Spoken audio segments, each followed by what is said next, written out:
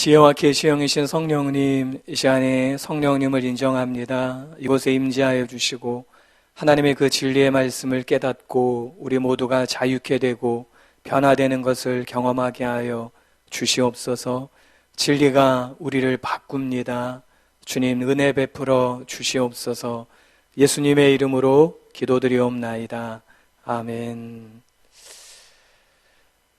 그럼 우리 함께 성경 봉독하도록 하겠습니다. 하나님 말씀은 고린도전서 15장입니다. 그런데 이 15장을 다 읽으면은 읽고 돌아가셔야 될 것 같아요. 그죠? 58절까지 있어서요. 그래서 1절부터 11절까지만 우리 함께 보시고 중간중간에 필요한 구절이 있으면은 함께 읽는 걸로 하겠습니다. 그럼 고린도전서 15장 1절에서 11절까지 우리 함께 읽겠습니다. 우리 1절부터 우리 함께 읽겠습니다. 시작. 형제들아, 내가 너에게 전한 복음을 너에게 알게 하노니 이는 너희가 받은 것이요 또 그 가운데 선 것이라. 너희가 만일 내가 전한 그 말을 굳게 지키고 헛되이 믿지 아니하였으면 그로 말미암아 구원을 받으리라.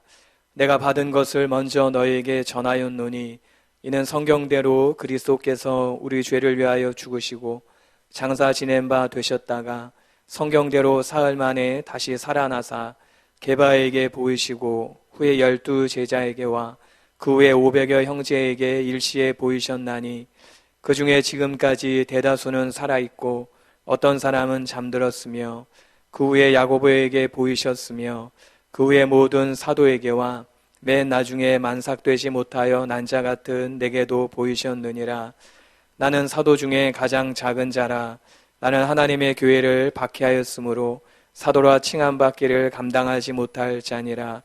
그러나 내가 나 된 것은 하나님의 은혜로 된 것이니 내게 주신 그의 은혜가 헛되지 아니하여 내가 모든 사도보다 더 많이 수고하였으나 내가 한 것이 아니요 오직 나와 함께 하신 하나님의 은혜로라. 그러므로 나나 그리스도나 그들이나 이같이 전파하며 너희도 이같이 믿었느니라. 아멘. 오늘 저는 본문을 가지고 부활 신앙으로 살아가십시오 라는 제목으로 하나님 말씀 전하겠습니다. 이 고린도전서 15장은 다 아시는 대로 소위 부활장이라고 말하지요. 바울은 고린도전서 15장에서 죽은 자들의 부활이라는 새로운 주제를 이제 다루기 시작합니다. 바울이 이 주제를 다루기 시작한 이유를 우리는 12절을 통해서 알 수 있는데요. 12절에 보시면은 이런 말씀이 있어요. 우리 12절 함께 읽어보겠습니다. 시작. 그리스도께서 죽은 자 가운데서 다시 살아나셨다 전파되었거늘 너희 중에 어떤 사람들은 어찌하여 죽은 자 가운데서 부활이 없다 하느냐. 바울은 고린도 교회에 죽은 자들의 부활을 부인하는 어떤 사람들이 있다는 것을 알게 되었습니다. 그래서 바울은 이 부활에 대해서 가르침을 주고자 고린도전서 15장을 쓰고 있는데요. 저희들이 본문을 통해서 부활에 대해서 세 가지로 함께 살펴보고 기도하기를 원합니다. 첫 번째로 함께 따라해 보실까요? 예수님의 부활은 복음의 중심입니다. 우리 1절과 2절의 말씀인데요. 우리 1절과 2절을 다시 한번 같이 읽겠습니다. 시작. 형제들아, 내가 너에게 전한 복음을 너에게 알게 하노니 이는 너희가 받은 것이요 또 그 가운데 선 것이라. 너희가 만일 내가 전한 그 말을 굳게 지키고 헛되이 믿지 아니하였으면 그로 말미암아 구원을 받으리라. 1절에 보시면은 개역 개정인 우리 성경에는 형제들아 라는 단어가 제일 먼저 등장하지요. 그런데 헬라어 원문에 보시면은 그노리조라는 단어인 알게 하노니 라는 헬라어 동사가 제일 먼저 나옵니다. 즉 바울은 부활에 대해 가르치면서 다시 복음을 알게 한다라고 말하는 것으로 시작하는 것이에요. 너에게 전한 복음에 대해 명확하게 재확인시키겠다라는 의미이지요. 왜 그렇습니까? 조금 전에 살펴본 대로 고린도 교회에 부활이 없다고 하는 사람들이 생겨났기 때문이에요. 과거의 고린도 교회는 복음을 받았습니다. 바울이 그렇게 말해요. 너에게 전한 복음을 이미 받았어요. 복음이 생소한 게 아니라는 것이에요. 복음을 이미 받았습니다. 그리고 고린도 교회가 그 가운데 세워졌습니다. 고린도 교회는 바로 복음 가운데 세워진 교회였다는 것이에요. 여기서 서다, 그 가운데 서다라는 이 서다라는 것은 완료형입니다. 즉 과거에 선 곳으로 끝난 것이 아니라 지금도 계속 서 있다라는 의미예요. 사실 이렇게 고린도 교회는 복음으로 시작한 교회였습니다. 그런데 지금은 안타깝게도 그 복음 위에 서 있지 못하고 있는 것이에요. 그런데 바울은 오히려 고린도 교회를 향해서 너희들이 그 가운데 서 있다라고 말하고 있다는 것이에요. 바울은 이렇게 말함으로써 고린도 교회 성도들이 다시 자신을 스스로 돌아보기를, 성찰하기를 원했습니다. 내가 지금 복음 위에 바로 서 있나? 다시 돌아보기를 원한 것이에요. 그리고 새롭게 복음 가운데 서기를 바울이 소망하고 있다는 것이에요. 그래서 다시 복음에 대해서 바울이 가르치고 있는 것입니다. 우리는 이렇게 진리에 대해서 다시 들을 필요가 있습니다. 왜냐하면은 내가 잘 서 있다고 생각하지만은 때로는 그것이 착각일 수도 있기 때문이에요. 내가 바른 길을 가고 있겠지 생각하지만은 그렇지 않을 수도 있기 때문이에요. 그러므로 우리는 이미 들었던 진리들을 다시 알고 있다고 생각하는 그런 진리들을 다시 들을 필요가 있는 것이에요. 새로운 것이 없기 때문입니다. 담임 목사님께서 주일 오전에, 지난 주일 오전에 말씀하신 것처럼 새로운 방법, 특별한 방법이 없는 것이에요. 우리는 계속 진리를 반복적으로 들을 필요가 있습니다. 또한 바울은 자신이 전해준 복음을 굳게 지키고 헛되이 믿지 말라라고 말합니다. 지킨다는 것은 붙잡고 단단히 안전하게 지키다라는 뜻입니다. 마치 경호원이 대통령을 지키잖아요. 그럼 어떻게 지키지요? 대통령이 상하지 않도록, 대통령이 피격이나 총격을 받지 않도록 그렇게 지키는 거예요. 경호원들이, 저는 경호원이 안 돼봐서 모르겠는데요, 경호원도 훈련할 때 그런 훈련이 있대요. 총탄이 날아오면은 총탄에 이렇게 자기 몸을 던지는 훈련, 그런 게 있대요. 총알이 날아오면 사람 본능적으로 피하잖아요. 근데 경호원은 그러면 안 되기 때문에 총알이 날아오면 그 총알에 자기 몸을 던지는 훈련을 한대요. 그럼 그런 훈련들을 하는 그런 이제 그 자신들의 경호원들이 그 가족들을 모아놓고 그 경호원들이 그런 훈련하는 것을 보여준대요. 진짜 총알은 아니겠지요. 근데 그런 것을 보여준대요.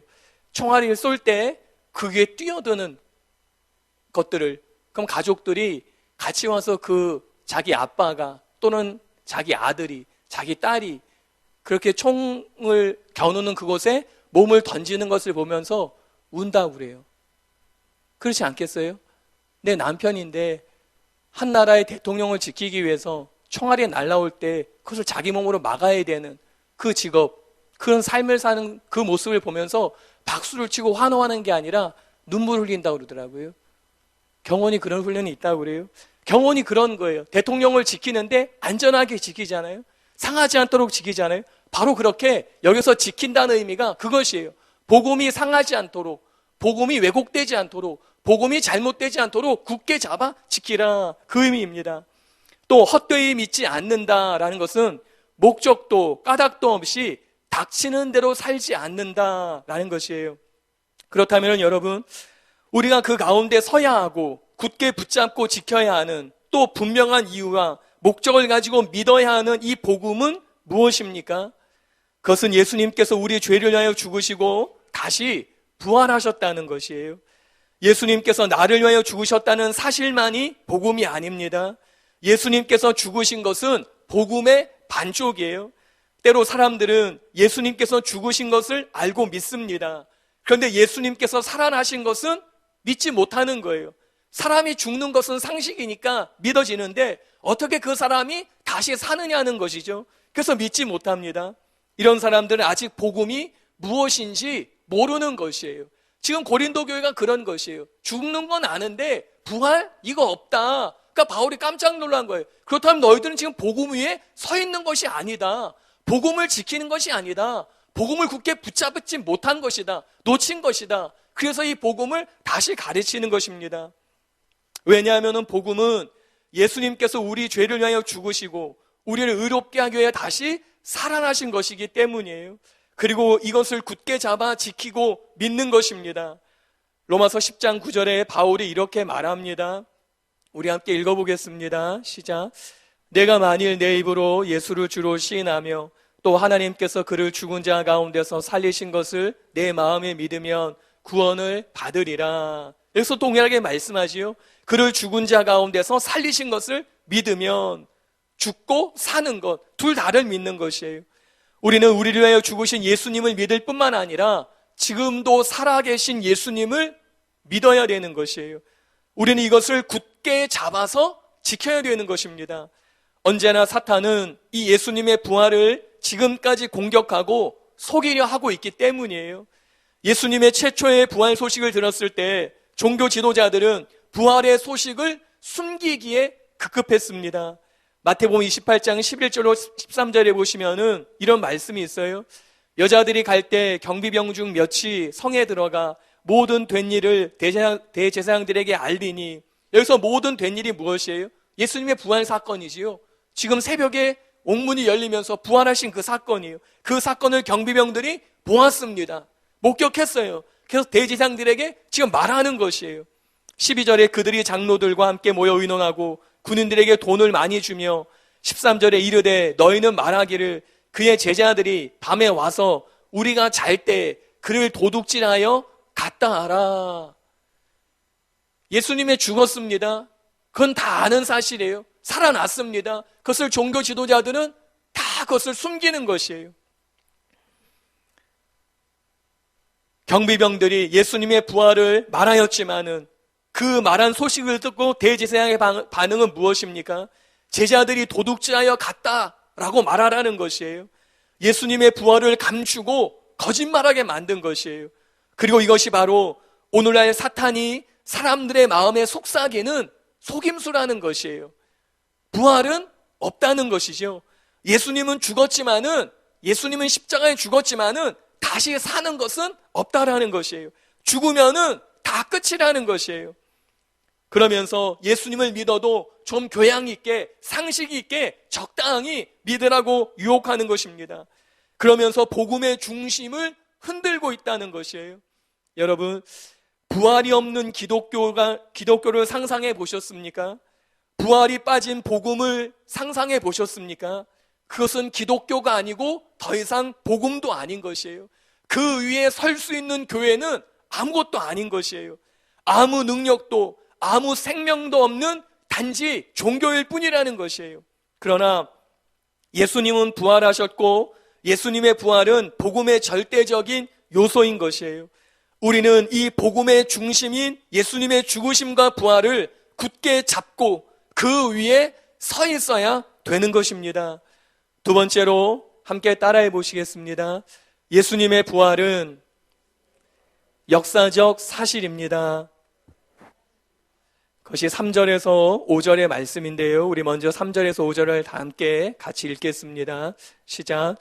내가 받은 것을 먼저 너에게 전하였노니 이는 성경대로 그리스도께서 우리 죄를 위하여 죽으시고 장사 지낸 바 되셨다가 성경대로 사흘 만에 다시 살아나사 게바에게 보이시고 후에 12 제자에게와. 먼저 3절에서 5절은 예루살렘 교회에서 형성되고 초대교회의 공통된 복음 선포의 형식입니다. 여기에 보시면은 예수님께서 죽으시고 예수님께서 부활하셨다. 요 구절에 성경대로라는 문구가 쓰여 있어요. 다른 말로 구약 성경의 약속대로 예수님이 죽으시고 약속대로 예수님이 부활하셨다는 것이죠.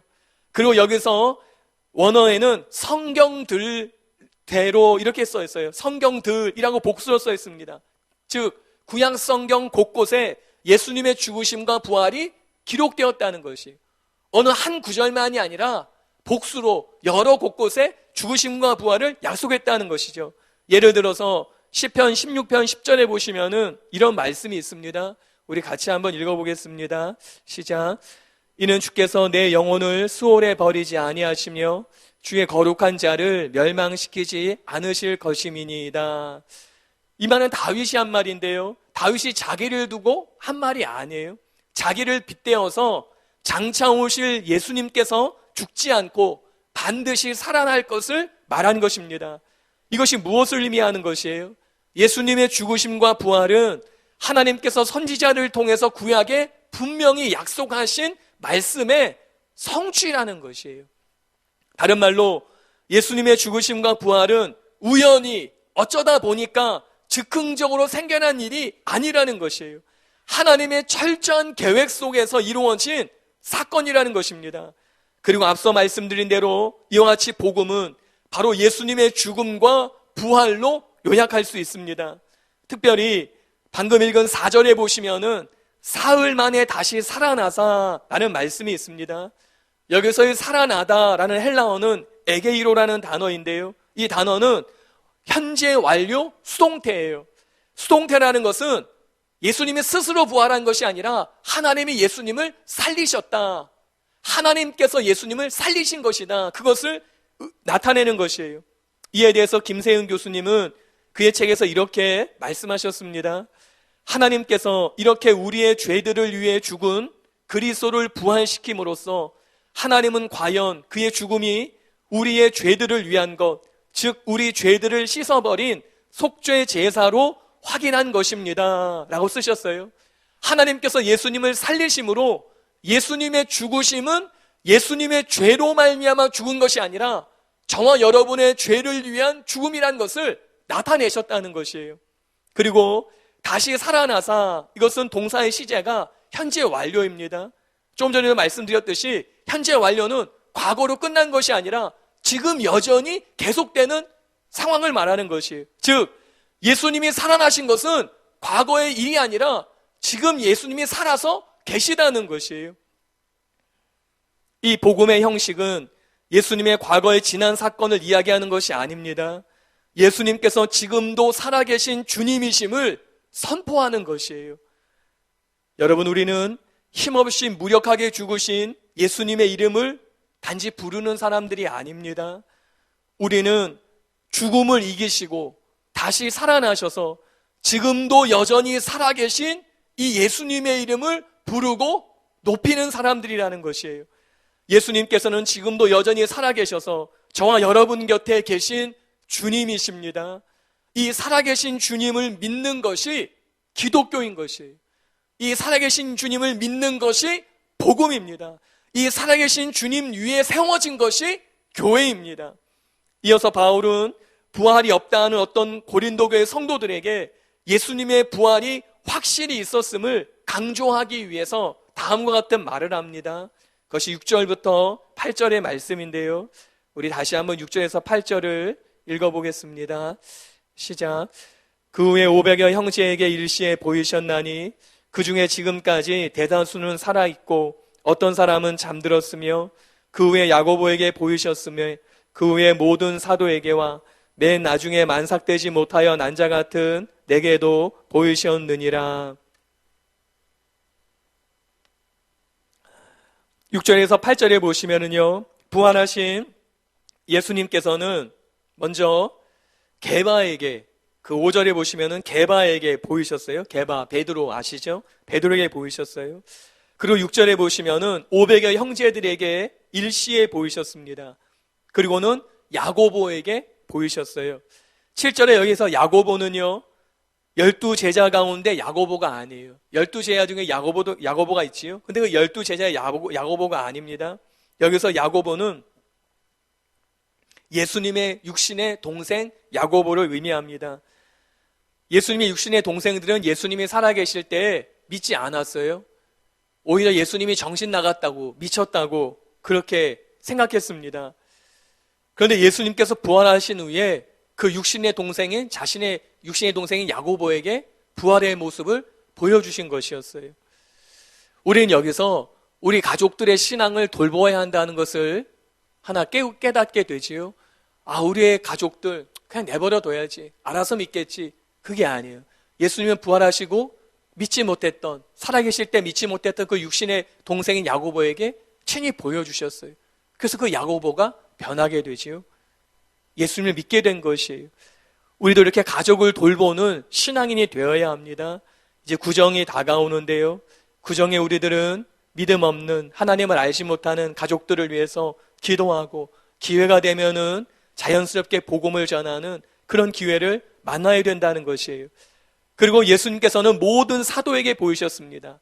12제자를 넘어서 모든 사도에게, 그리고 핍박자였던 바울에게도 보여주셨습니다. 특별히 본문에 보시면은 바울은 500의 형제들 가운데 지금 바울이 에베소에서 이 고린도 전서를 쓰고 있지 않습니까? 그런데 그 고린도 전서를 쓰는 그 당시에 500의 형제 가운데 예수님의 부활을 목격했던 500명의 성도들 가운데 대다수가 살아있다. 어떤 사람들은 잠들어서 죽었지만은 대다수가 살아있다라는 그런 말을 하고 있어요. 이것을 바울이 밝히는 이유는, 그러므로 고린도 교회 성도들, 부활이 없다고 말하는 너희들 부활이 진짜 없다고 생각하느냐? 그럼 나는 이 사람들을 증인으로 얼마든지 나는 부를 수 있다. 그것을 보여주는 것이에요. 우리들은 증인을 갖고 있다는 것이에요. 예수님의 부활을 목격한 증인이 있다는 것이에요. 바울은 이런 일련의 목격자의 이야기를 하면서 이만큼 예수님의 부활은 확실한 사실이라는 것을 말하고 있습니다. 여기서 바울이 반복적으로 사용한 보이셨나니, 보이셨으며, 보이셨느니라 라는 단어에 대해서 홍익 교수님은 이렇게 말씀하셨어요. 여기서 보이셨다라는 동사는 부활하신 그리스도께서 많은 증인들에게 공개적인 방식으로 나타나신 것을 의미합니다. 다시 말하면 그것이 어떤 주관적이고 황홀경적인 경험이 아니라는 것입니다 라고 쓰셨어요. 즉 예수님의 부활을 목격한 이 사람들은 무슨 헛것을 본 것이 아니라는 것이에요. 우리 담임 목사님께서 가끔 말씀하시잖아요. 누가 예수님 만났다고 하는데 진짜 예수님 만난 것인지 믿을 수 없다고. 들어보면은 엉뚱한 말하고, 들어보면은 너무 유치한 이야기를 하고, 예수님 말씀하셨다고 하는데 들어보면은 성경과 다르고, 그래서 진짜 예수를 만난 것인지 의심할 수밖에 없다고 그렇게 말씀하셔요. 그런데 여기서 보이셨고, 보이셨으니, 보이셨나, 이것은 그렇게 헛것을 본 것이 아니라 많은 증인들에게 공개적인 방식으로 보여주셨다는 것이에요. 그러니까 분명하다는 것이에요. 이들이 본 부활하신 예수님은 분명하다는 것이죠. 여러분, 성경의 예언들과 부활의 목격자들을 통해서 여기서 우리가 알 수 있는 것은 무엇입니까? 예수님의 부활은 우리가 부인할 수 없는 역사적인 분명한 사실이라는 것이에요. 그래서 바울은 본문에서 예수님의 부활을 증명하려고 하지 않습니다. 부활에 대한 다른 성경의 증거들을 보아도 예수님의 부활을 증명하려고 하는 의도가 전혀 없어요. 왜 그렇습니까? 왜 성경은 예수님의 부활에 대해서 증명하지 않습니까? 왜냐하면은 사실이라는 것은 증명할 필요가 없기 때문이에요. 예를 들어서 요한일서 1장 1절을 보시면은 이런 말씀이 있습니다. 우리 1장 1절을 함께 읽어보겠습니다. 시작. 태초부터 있는 생명의 말씀에 관하여는 우리가 들은 바요, 눈으로 본 바요, 자세히 보고 우리의 손으로 만진 바라. 사도 요한은 요한일서 1장 1절을 시작하면서 태초에 붙어 있던 생명의 말씀에 관하여는 이라고 하면서 뭔가를 설명하고 뭔가를 부연하려는 것이 아니었어요. 태초에 붙어 있던 말씀은 이런 것인데 하면서 뭔가를 설명하면서 논리적으로 이야기하지 않았습니다. 그냥 세 마디만 하는 거예요. 들었고 보았고 만졌다. 그럼 그냥 끝인 것이에요. 더 이상 설명이 없습니다. 더 이상 어떤 합리적이고 논리적인 그런 이야기가 없어요. 보았고 들었고 만져보았다. 그런 끝인 것이에요. 여기에 무슨 설명이 필요하겠습니까? 이 엄연한 사실에 대해서 사도 요한은 더 이상 할 말이 없다는 것이에요. 이 사실에 대해서 믿을 것인지 말 것인지는 각자의 마음이라는 것이죠. 사실에 대해서 구체하게 설명하려고 하지 않았습니다. 또한 창세기 1장 1절에 보시면은 너무나 유명한 말씀이지요. 우리 창세기 1장 1절 우리 함께 읽겠습니다. 시작. 태초에 하나님이 천지를 창조하시니라. 여러분, 무슨 책이든지 그 책의 시작에는 서론이 있습니다. 이 책이 어떤 책인지, 왜 지게 됐는지, 어떤 내용인지 서론적인 것이 있어요. 설명이 있습니다. 그런데 창세기에는 서론이 없어요. 그냥 선언이 있습니다. 하나님의 창조에 대해서 사람들의 이성과 합리성에 결코 호소하지 않았습니다. 하나님께서 천지를 창조하셨다. 그리고 그냥 끝인 것이에요. 어떤 설명도 없습니다. 단순한 진리에 대한 선포, 선언만이 있을 뿐이에요. 왜 그렇습니까? 왜 창조에 대해서 하나님은 선언만 하십니까? 왜냐하면 이것이 사실이기 때문인 것이에요. 하나님이 천지를 만드는 게 사실이기 때문에 더 이상 설명이 없는 것이에요. 과학이 진화론을 이야기하고 어떤 다른 이야기를 만들어내어 설명하려 해도 그것은 다 가설이지 않습니까? 사실이 아닌 것이에요. 가설인 것이에요. 사실은 바로 이것입니다. 하나님이 천지를 만드셨다. 이게 사실인 것이에요. 이 사실을 믿으면은 다른 것은 못 믿을 것이 없습니다. 그러나 이 사실을 믿지 못하면은 나머지 것들도 역시 의심할 수밖에 없습니다. 그러나 사실은 복잡한 것이 아니에요. 대개 보면 언제든지 사실이 아닌 경우에 이론도 많고 생각도 많고 말도 많습니다. 진화론이 그렇지 않아요? 진화론이 가설이기 때문에 말이 많은 거예요. 이것은 이래서 이렇고 저래서 저렇고 오스트랄로피테쿠스는 이래서 이런 거고 이래서 이렇게 진화됐고 이렇게 됐다. 왜? 가설이기 때문에. 사실이 아니니까 부연 설명이 많고 설명해야 되는 것이에요. 논리적으로 이해를 시켜야 되는 것이에요. 그러나 사실일 때에는 또한 그것이 본인이 직접 관계된 일일 경우에는 언제나 말이 적습니다. 때로 세상에는 사실이 아닌 것처럼 사실이 아닌 것처럼 묻혀버린 일도 있습니다.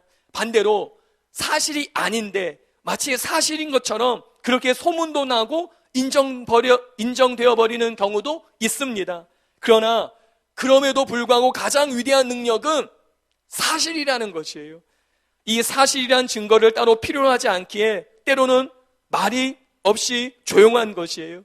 사실이란 사람들이 믿거나 말거나 알거나 모르거나 남이 인정하거나 인정하지 않거나 아무 상관이 없는 것이에요. 엄연한 사실 그대로 사실 자체는 침묵을 지키고 사실 그대로 존재하는 것이에요. 이것이 사실의 힘이고 능력입니다. 성경은 어떻습니까? 예수님의 부활 사건을 이런 말로 저런 말로 어떤 이론으로 어떤 추상적인 진리로 어떤 철학적인 방법을 빌려서 한 번도 설명하지 않습니다.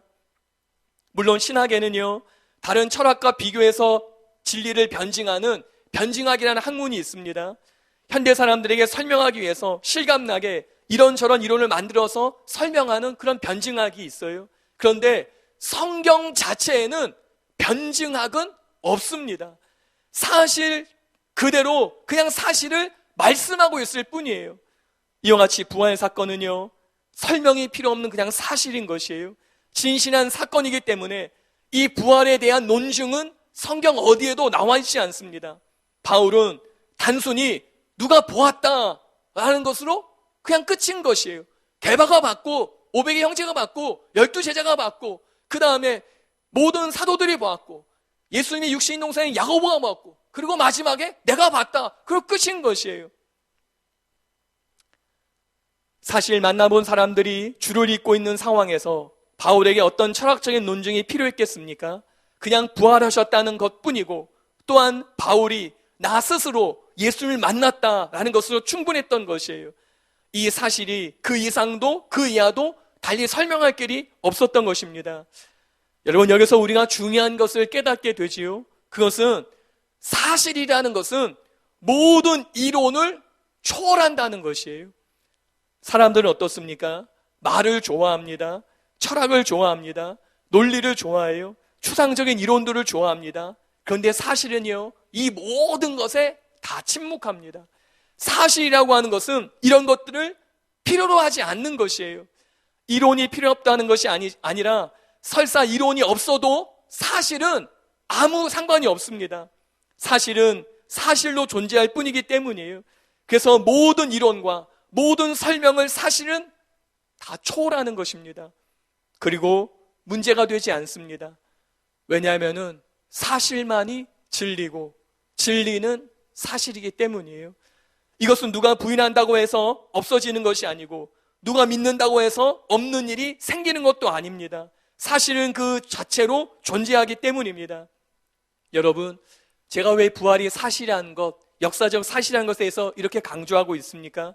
또 바울은 왜 예수님의 부활이 사실이라는 것에 대해서 이렇게 강조하고 있습니까? 왜냐하면은 그리스도인의 부활 신앙이 진짜 부활 신앙 자체가 되기 위해서는, 진짜 중요한 것이 되기 위해서는 먼저 전제되어야 되는 것이 있는데, 그것이 바로 예수님의 부활이 사실이어야 된다는 것이에요.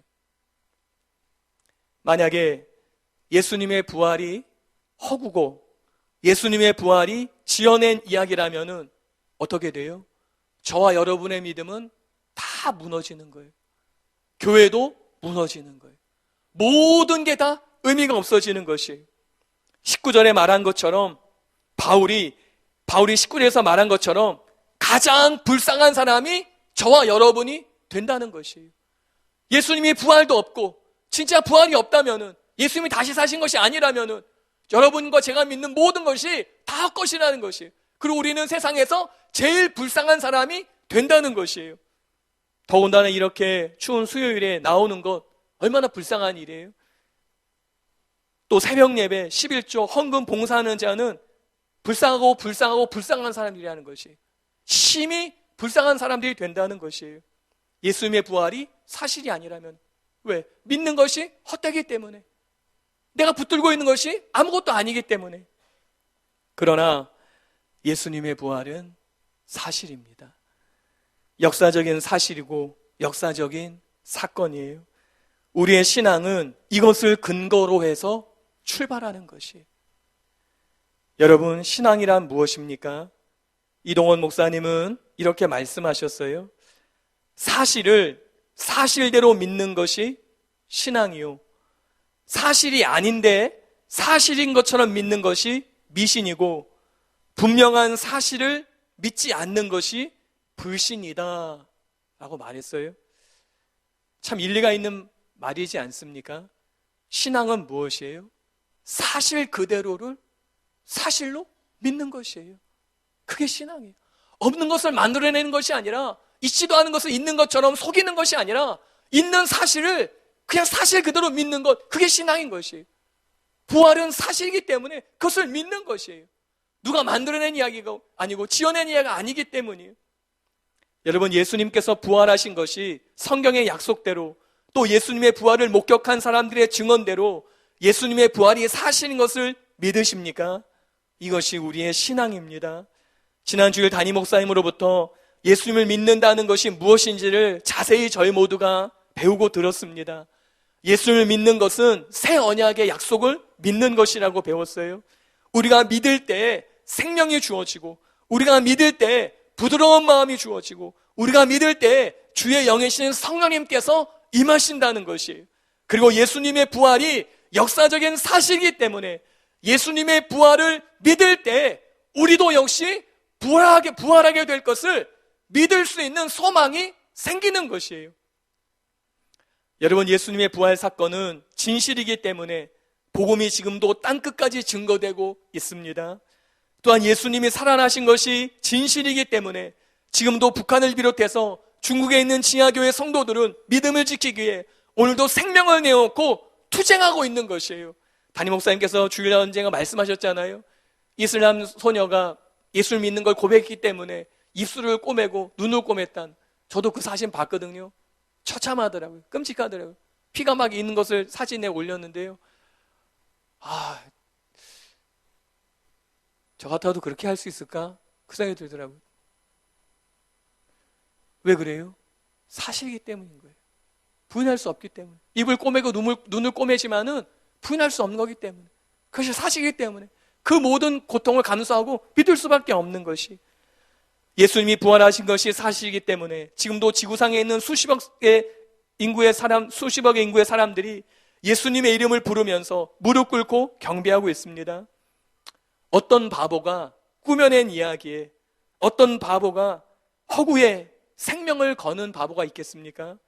꾸며낸 이야기에 누가 변화를 받을 수 있겠습니까? 진실이기 때문이에요. 사실이기 때문이에요. 살아계신 예수님께서 오늘도 우리와 함께 계시기에 그 모진 고난이 오고 핍박이 오지만은 부인할 수 없는 것이에요. 그리고 살아계신 예수님 우리와 함께하기 때문에 저희들이 행하고 있는 모든 사역도 가능할 수 있는 것이에요. 예수님의 이름만 불러도 귀신이 쫓겨나는 이유가 거기에 있는 것이에요. 예수님의 이름만 불러도 병든 자가 낫는 이유가 거기에 있는 것이에요. 예수님의 이름만 불러도 영적으로 죽었던 자가 구원을 받고 돌아오는 이유가 여기에 있는 것이에요. 그래서 우리는 예수님을 믿고 전적으로 의지할 수밖에 없는 것이에요. 세 번째로 함께 따라해 보시겠습니다. 예수님의 부활은 세상과 다르게 살게 하는 능력입니다.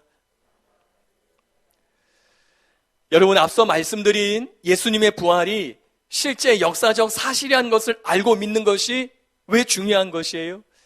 왜냐하면은 예수님의 부활을 역사적인 사실로 내가 믿어야 비로소 삶의 변화가 일어나기 때문입니다.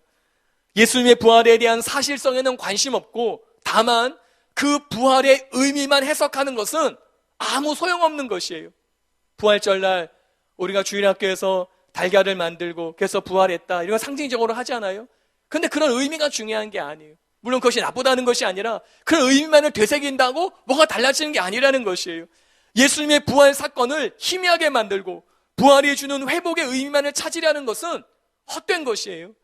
오직 예수님의 부활이 분명한 역사적인 사실로 믿어질 때에만 우리에게 진짜 변화가 일어납니다.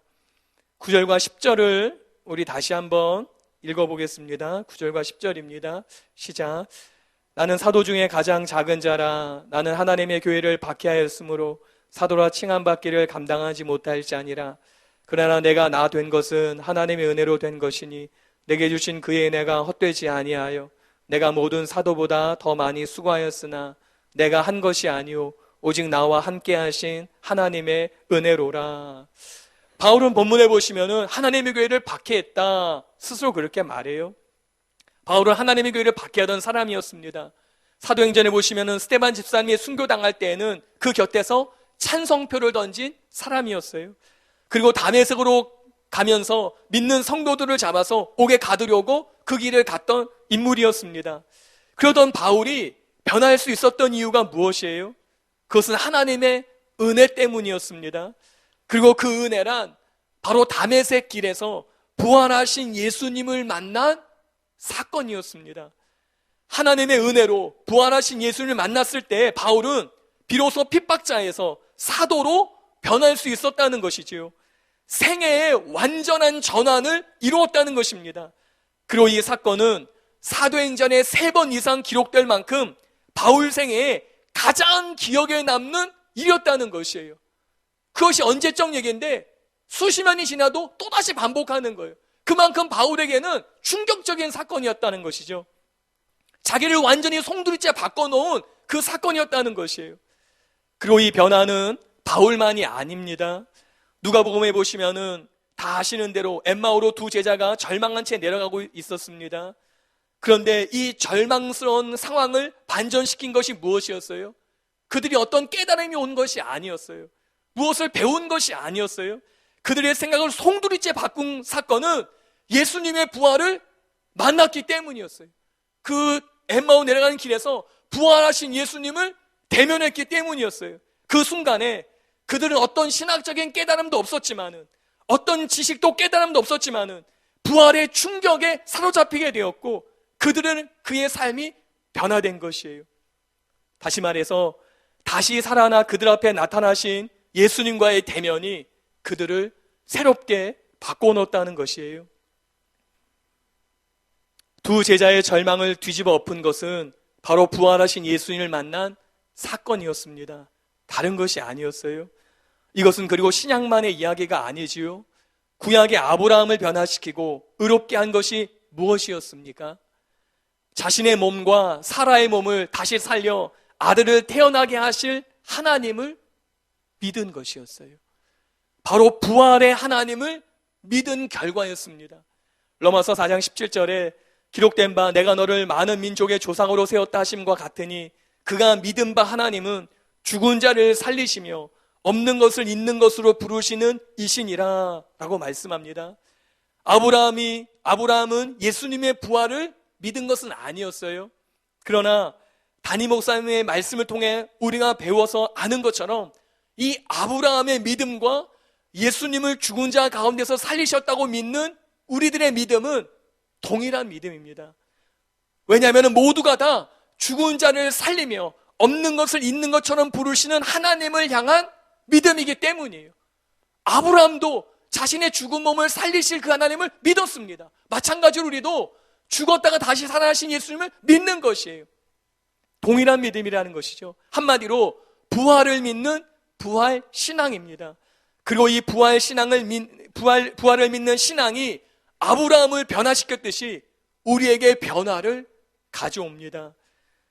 여러분, 기독교와 다른 종교가 결정적으로 다른 것이 무엇입니까? 많이 들어서 아시잖아요. 바로 이 부활 신앙이지요. 인생은 돌고 도는 윤회가 아닙니다. 또 인생은 죽으면 끝나버리는 것도 아니에요. 인생은 죽으면은 마지막에 부활하여 영원히 살게 되는 것입니다. 이것이 기독교와 다른 종교의 차이점이에요. 이것이 삶의 태도도 가치관도 생각도 다르게 만드는 유일한 요소인 것이에요. 고난과 핍박에도 전혀 다른 태도를 보이게 만드는 것이 바로 이 부활 신앙인 것이에요. 그래서 바울은 다음과 같이 말하고 있어요. 30절에서 32절의 말씀인데요. 우리 30절, 32절을 함께 읽어보겠습니다. 시작. 또 어찌하여 우리가 언제나 위험을 무릅쓰리요? 형제들아, 내가 그리스도 예수 우리 주 안에서 가진 바 너희에 대한 나의 자랑을 두고 단언하노니 나는 날마다 죽노라.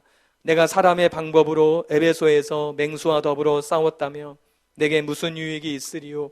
죽는 자가 다시 살아나지 못한다며 내일 죽을 터이니 먹고 마시자 하리라. 여러분, 여기서 본문에 바울이 위험을 무릅쓴 이유가 무엇이지요? 또 날마다 위험에 직면하는 삶을 산 이유가 무엇입니까? 날마다 죽는다. 그렇게 날마다 죽는 것 같은 그런 위험에 직면했던 그 이유가 무엇이에요? 또 맹수로 더불어 싸웠다고 고백할 만큼 그렇게 힘든 삶을 살아낼 수 있었던 그 원인, 그 힘, 그 동력은 무엇입니까? 바로 부활하신 예수님을 만나서 그 부활에 대한 믿음을 가졌기 때문입니다. 반면에 부활에 대한 믿음이 없으면은 먹고 마시는 타락의 삶을 살 수밖에 없는 것이에요. 다시 말씀드려서 목적 없이 삶의 이유도 모른 채 닥치는 대로 살아가는 인생을 산다는 것이에요. 부활의 소망은 현재를 변화시키는 힘이 있습니다. 동시에 부활은 현재의 고난을 이기고 미래를 바라보게 하는 근본적인 소망의 뿌리인 것이에요. 여러분, 어떤 분들은 오늘 이 말씀을 들으면서 속으로 그렇게 생각하실지 몰라요.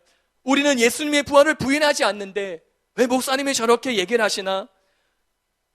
또 우리는 예수님의 부활을 부인하지 않는데 고린도전서 15장의 본문이 오늘 2016년 2월을 살아가는 우리에게 무슨 의미가 있지? 반문하실지도 몰라요. 그러나 부활을 믿는다고 말은 하지만은, 부활을 믿는다고 고백은 하지만은 그것이 지식적인 것으로 그치고 삶의 열매로 변화가 나타나지 않는다면은 우리는 내가 고백하는 부활신앙이 아무것도 아니고 더 비참하고 무서운 결과를 초래할 수도 있다는 것이에요. 만일 어떤 사람이 나는 부활을 믿기에 죽어도 주님께서 나를 다시 살리실 줄 믿습니다, 이렇게 신앙 고백을 하지만은 고백은 그렇게 하면서 그 고백에 어울리지 않는 삶을 살아가고 있다면은 그 고백은 아무 소용이 없다는 것이, 그건 다시 입에 발린 고백일 뿐이지 아무 효과가 없다는 것이, 무엇을 말씀드린 것이, 부활을 믿는다면 반드시 삶의 변화가 따르게 되어 있다는 것이.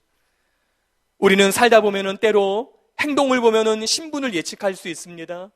또 신분을 알면은 그 사람의 행동을 예측할 수도 있어요. 그런데 오늘날 현대교회의 문제는 무엇입니까? 그리스도인이라는 신분, 하나님의 자녀라는 신분은 있는데 행동을 볼 수 없다는 것이에요. 많은 사람들의 인생의 목표가, 삶의 중요하게 여기는 가치관이, 행복의 이유가 정말 그리스도인지 알 수 없다는 것이에요. 목사도 예외가 아니지요. 목사라고는 하는데, 목사라고는 불리는데 목사 같은 행동이 없다는 것이에요. 하나님의 백성이라면은 하나님의 백성답게 살아가야 하는데 그런 모습을 전혀 볼 수 없다는 것이죠. 역시 부활을 믿는 사람이라면은 부활을 믿는 사람답게 살아야 하는데 그런 모습이 없다는 것이에요. 이것이 현대교회, 현대신자들의, 현대 목회자들의 치명적인 문제라는 것입니다. 왜 그렇습니까? 부활을 모르기 때문이 아니에요.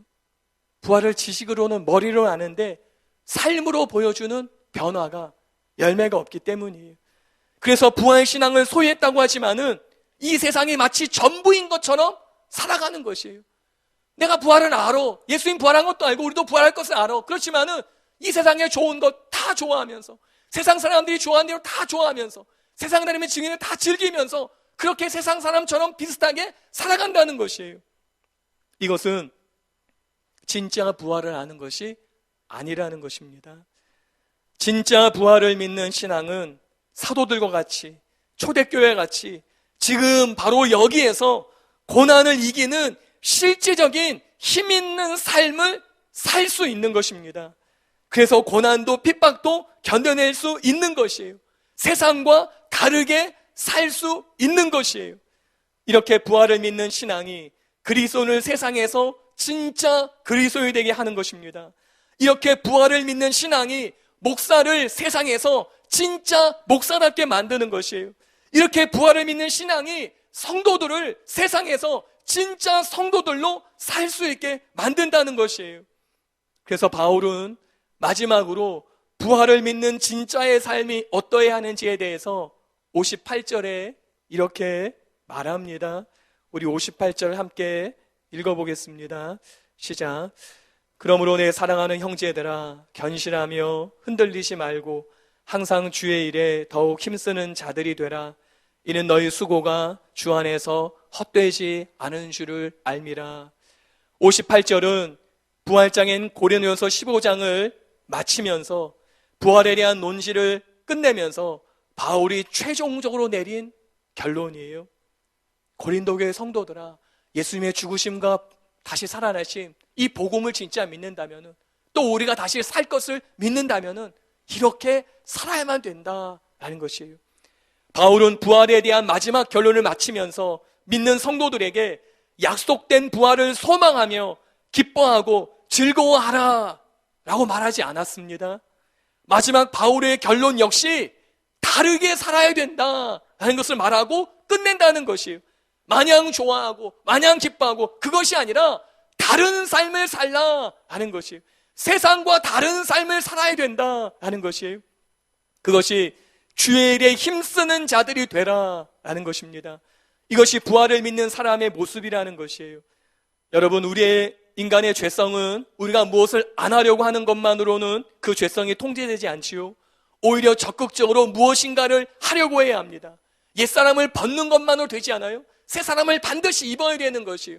무언가를 안 하는 것만으로 되는 것이 아니에요. 해야만 되는 것이에요. 그래서 바울은 부활을 믿는다면은 주님의 일에 더욱 힘쓰는 자들이 되어라 라고 가르치는 것이에요. 이것이 초대교회의 모습이었고 또한 이것이 현재 저와 여러분의 모습이라는 것입니다. 여러분, 복음서를 보시면은요, 예수님께서 십자가를 지실 때 제자들은 목숨의 위협을 느끼고 모두 흩어지지 않았습니까? 그 모습을 보았을 때 이제 더 이상 예수님의 제자는 이 땅에 존재하지 않겠다, 그렇게 생각할 수도 있었어요. 이제는 더 이상 예수님의 제자는 이 땅에 없구나. 다 부인하고 뿔뿔이 흩어졌으니까 이제 제자들은 이 세상에 없어. 예수님의 제자들은 이제 끝이야 라고 생각할 수도 있었어요. 그런데 어떻습니까? 한순간에 이 뿔뿔이 흩어졌던, 예수님을 부인하고 도망쳤던 이 제자들이 어느 날 한순간에 같이 모이기 시작했어요. 그리고 갑자기 그들은 생명을 걸고 예수님이 이 세상의 구원이시고 소망이라고 외쳐대기 시작했습니다. 두려워 떨면서 문을 꼭꼭 닫아건 채 숨어 지내던 제자들이 이제는 문을 열어젖히면서 세상을 향해서 뛰어나가기 시작했다는 것이에요. 두려워 떨던 똑같은 제자들이었는데 어느 한순간에 놀라운 능력 있는 사람들로 변화되었다는 것이에요. 어떻게 이럴 수 있었습니까? 무엇이 이들을 이렇게 바뀌게 만든 것이에요? 공부해서 그런 것입니까? 제자 훈련 받고 몇 단계 코스를 받고 무슨 훈련 수료해서 된 것입니까? 그렇지 않아요. 제자들이 다시 사신, 다시 살아나신 부활의 주님을 만난 것이에요. 그 순간 이 제자들은 다 바뀐 것이에요. 이 부활의 주님과의 만남의 체험이 제자들의 인생을 송두리째 바꾸었습니다. 그리고 다른 삶을 살게 했습니다. 이것이 부활의 주님을 만난 자들의 모습이었습니다.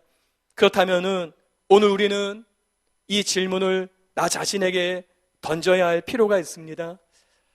다른 사람은 몰라도 옆에 있는 집사님, 권사님은 내가 모르겠는데 나는 죽음에서 다시 살아나신 주님을 진짜 만났는가? 진짜 그 주님을 대면했는가? 그 주님의 부활이 사실이라는 것을 내가 진짜 내 영으로 믿고 있는가? 그것을 물어야 된다는 것이. 그리고 진짜 그것을 믿고 그 주님을 만났다면은 내 인생은 지금 어떻게 변화되고 있는가? 그것을 확인해야 된다는 것이에요. 왜냐하면은 내가 아직 변화되지 않는 이유는 부활하신 주님을 만나지 못했기 때문일 수도 있기 때문이에요. 사랑하는 성도 여러분, 여러분은 정말 부활하신 주님을 대면하셨습니까? 그 부활하신 주님이 사실이고 진짜라는 것을 내 영으로 믿고 계십니까? 결론을 말씀드리겠습니다. 예수님의 부활은 마지막에 우리의 부활을 약속하는 너무나 중요한 사건입니다. 이렇게 중요한 사건이기 때문에 신약성경이 27권이에요. 근데 신약성경 27권 가운데 예수님의 부활을 직접 언급한 성경이 17권입니다. 그리고 나머지 10권은 간접적으로 다 언급했다고 그래요. 무엇을 말씀하는 것이에요? 예수님의 부활 사건은 그토록 중요하다는 것이죠. 예수님의 부활을 빼고서는 신약 성경이 성립되지 않을 정도로 그렇게 중요하고 중요하다는 것이에요. 그러면 어떻게 우리가 부활하는 것일까요? 바울은 23절에 보시면은 이렇게 말씀해요. 그러나 각각 자기 차례대로 되리니 먼저는 첫 열매인 그리스도요, 다음에는 그가 강림하실 때에 그리스도에게 속한 자요 라고 말씀해요. 그리고 51절부터 53절에 보시면은 이렇게 말합니다. 보라, 내가 너에게 비밀을 말하노니 우리가 다 잠잘 것이 아니요 마지막 나팔에 순식간에 호련히 다 변화되리니 나팔 소리가 나매 죽은 자들이 썩지 아니할 것으로 다시 살고 우리도 변화되리라. 이 썩을 것이 반드시 썩지 아니할 것을 입겠고 이 죽을 것이 죽지 아니함을 입으리로다. 우리가 어떻게 부활합니까? 먼저 첫 예매인 예수님께서 먼저 부활하셔요. 그리고 예수님께 붙어있는 잠자는 자들이 부활합니다. 그리고 마지막에 살아남은 우리 믿는 자들이 부활해요. 이렇게 차례대로 부활하면서 썩지 아니할 것을 입을 것이다, 죽지 아니함을 입을 것이다 라고 바울이 말하고 있어요. 이 몸은 썩을 몸입니다. 근데 이 몸이 썩지 않는 몸을 입는 것이에요. 이 몸은 죽는 몸이에요. 근데 죽지 않을 몸을 입는 것이에요. 그 몸이 어떤 몸이냐? 몰라요. 모릅니다. 어떤 몸인지 우리가 정확하게 몰라요. 그런데 우리 예수님의 부활을 통해서 대충은 알 수 있어요. 문이 꼭꼭 닫혀 있어도 예수님이 들어오시고, 그죠? 먹기도 하시고, 만져볼 수도 있고. 그렇지만 이 육체와 다른 것이죠. 중요한 것은 무엇이에요? 부활할 때 지금의 육체로 환원하는 것은 아니라는 것이에요. 이 썩을 몸, 이것으로 환원되진 않는다는 것이죠. 만약에 지금의 몸처럼 부활한다면은 어떤 사람에게는 그것이 축복이 아니라 형벌이 될 수도 있는 사람이 있을 것이에요. 저와 같은 사람들. 부활했는데 머리숱이 없어요. 난감하지 않겠어요? 그렇게는 안 될 것이라는 것이죠. 그런 부활은 없다는 것이죠. 가장 아름다운, 그죠? 몸에 장애가 있는데 부활했는데 장애가 있는 거예요. 몸이 연약한데 부활에 연약한 거, 그렇게는 안 된다는 것이죠. 아주 완벽한 그런 몸으로 그렇게 변화된다는 것이. 나의 정체성은 변하지 않지만은 우리는 그런 몸을 입게 된다는 것입니다. 또한 우리는 부활하여도 다 서로 알아볼 수 있게 부활할 것이에요. 성경 곳곳에 우리는 그런 증거들을 찾아볼 수 있기 때문입니다. 예수님이 말씀하신 부자와 나사로의 이야기를 보면은 부자는 나사로를 아브라함 품에 안겨 있는 것을 알았죠. 지옥에 있는 부자가 아브라함 품에 있는 나사로를 알아봤어요. 그런데 어때요? 나사로를 알아본 것은 그래도 이해가 돼요. 자기 집 앞에 있었으니까 알아볼 수 있잖아요. 근데 아브라함을 알아본 거예요. 부자가. 당시에 사진도 없고 인터넷도 없고 아무것도 없는데 그 수천 년의 사람을 어떻게 알아봤을까? 그렇게 알아볼 수 있습니다. 그것이 부활의 몸인 것이. 그때는 시공간이 없기 때문에 알아보는 거예요. 딱 보면 아브라함이구나. 즉각적으로 아는 거예요. 왜 우리가 아브라함을 모릅니까? 그 아브라함 시대에 우리가 돌아갈 수 없기 때문에 모르는 거잖아요. 근데 우리가 시공간을 초월한다고 생각해 보세요. 지금 여기 있지만은 아브라함이 살던 시대로 가는 거예요. 그것이 한순간에 일어나는 거예요. 그냥 알아보는 거예요. 딱 보자마자 즉시 알아보는 거예요. 시공간의 의미가 없기 때문에. 그걸 초월할 수 있기 때문에. 그래서 우리는요, 서로 알아볼 수 있어요. 사랑하는 교회 함께 신앙생활 하다가 먼저 가는 분이 있습니다. 먼저 가는 가족이 있어요.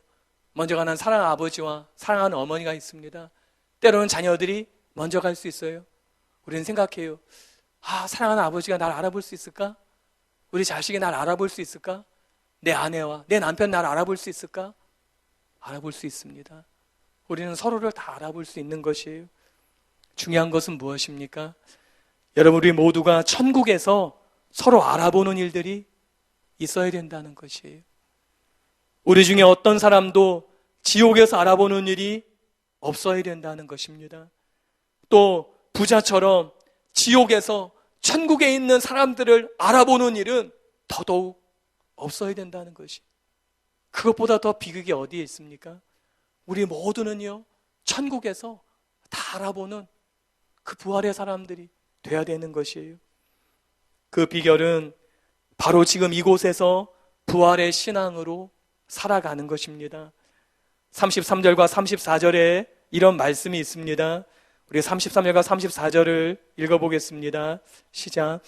속지 말라. 악한 동무들은 선한 행실을 더럽히나니 깨어 의를 행하고 죄를 짓지 말라. 하나님을 알지 못하는 자가 있기로 내가 너희를 부끄럽게 하기 위하여 말하노라. 바울은 부활이 없다고 하는 고린도교회 성도들에게 단호하게 말합니다. 속지 말아라. 부활이 없다고 하는 그거 거짓이다. 그거 속는 순간 너희들은 아무것도 아니게 된다. 너희들에게는 끔찍한 일이 일어날 것이다. 그것을 말하는 것이. 그러면서 깨어 의를 행하라고 그런 것이에요. 바울은 현재를 살아가는 고린도교회 성도들에게 속지 말라고 단호하게 경고합니다. 여기서 속지 말라는 것은 현재형 명령형이에요. 한 번 속지 말라는 것이 아니에요. 계속해서 속지 말라라는 것이에요. 어제도 속지 말고 오늘도 속지 말고 내일도 속아서는 안 된다는 것이에요. 무슨 말씀입니까? 세상에 악한 동무들, 다른 말로 부활 같은 거는 없다. 부활은 존재하지 않는 거야. 부활 같은 신앙을 왜 믿어? 그런 유치하고 그런 낮은 신앙을 왜 믿어? 그런 건 없는 거야. 이렇게 생각하며 사는 세상의 전부라고 믿고 사는 모든 사람들, 또는 그런 가치관들, 세상의 문화들, 이 모든 것들이 믿는 그리스도인들을 끊임없이 속이려 한다는 것이에요. 세상은 세상뿐이야. 우리가 살아있을 때 잘해야 되는 거 그것밖에 없는 거야. 이런 가치관들, 이런 문화들이 우리를 향해서 계속 속이려 한다는 것이에요. 바울은 그래서 그런 속임수를 계속 속지 말 것을 당부하고 있는 것입니다. 그리고 깨어 의를 행하라 라고 말합니다. 여기서 깨어라는 것은 술 취함에서 정신 차리려는 것을 의미합니다. 왜 그렇습니까? 바울은 왜 이렇게 말하는 것이에요? 왜냐하면 이것은 죽고 사는 문제이기 때문이에요. 그래서 바울은 내가 너희를 부끄럽게 하려고 이 말을 하고 있다 라고 말하는 것이에요. 그리고 이것은 바로 부활을 믿을 때 가능한 것이에요. 왜 교회가 이렇게 많고 신자들이 이렇게 많고 목회자들이 이렇게 많은데 세상은 변하지 않습니까? 그것은 교회가, 신자들이, 목회자들이 악한 동무에 속고 있기 때문이에요. 교회는 다니지만은 마치 이 세상이 끝인 것처럼 그렇게 유혹하는 것에 따라서 나도 모르게 거기에 흡수돼서 살아가고 있기 때문이에요. 세상에 취해서 정신없이 목적도 없이 그냥 하루하루를 교회가, 신자들이, 목회자들이 살아가고 있기 때문이라는 것이에요. 그래서 바울은 이제 깨어날 때라고 말합니다. 이제 정신 차려야 할 때라는 것이에요.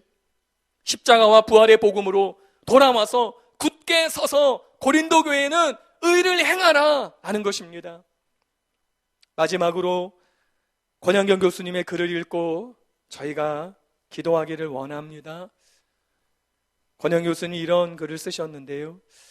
현재 한국교회 위기는 부활 복음의 위기이다. 십자가로 대표되는 대속신학에 자폐적으로 몰두하며 부활 생명을 놓치는 위기이기도 하고, 십자가의 형태로 드러나는 이 부활 생명을 드러내지 못하는 도덕적 무기력의 위기이기도 하다.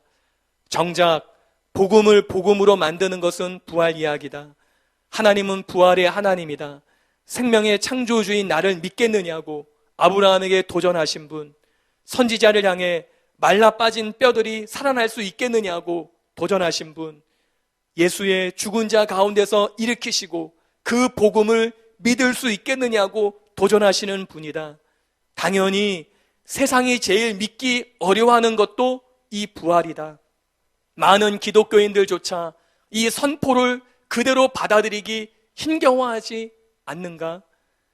교회가 본연의 생명력을 회복하는 길은 이 부활의 하나님을 새로이 만나고 그 충격을 회복하는 것이다.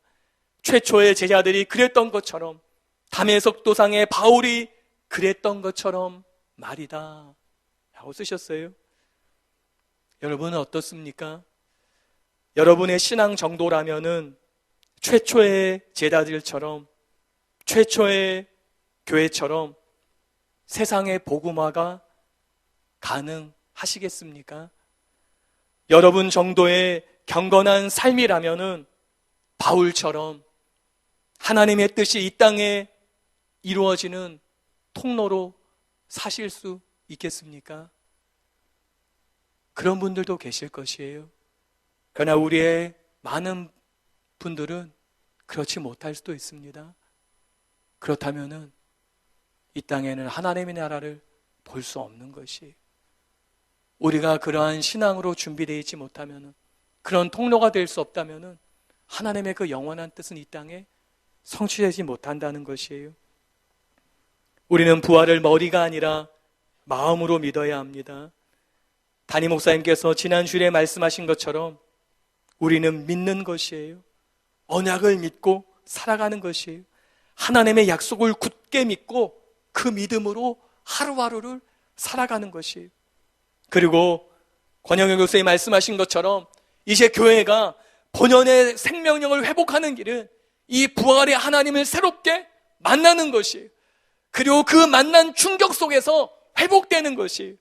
그래서 우리의 신앙이 새로워질 때, 우리의 경건이 새로워질 때, 우리의 거룩이 새로워질 때, 어떤 핍박도 감수하고 나아가는 그러한 강력한 신앙이 될 때, 우리를 통해서 초대교회가 이루었던 그러한 복음이, 그러한 능력이 이 땅 가운데 저와 여러분을 통해서 나타날 수 있다는 것이에요. 이 밤이 부활의 주님을 새롭게 만나는 밤이 될 수 있게 되시기를 바랍니다. 그래서 저와 여러분이 새로워서 하나님의 뜻이 이 땅에 이루어지는 귀한 통로가 되시기를 예수님의 이름으로 축복합니다. 우리 함께 들은 말씀을 기억하시면서 통성으로 기도드리겠습니다.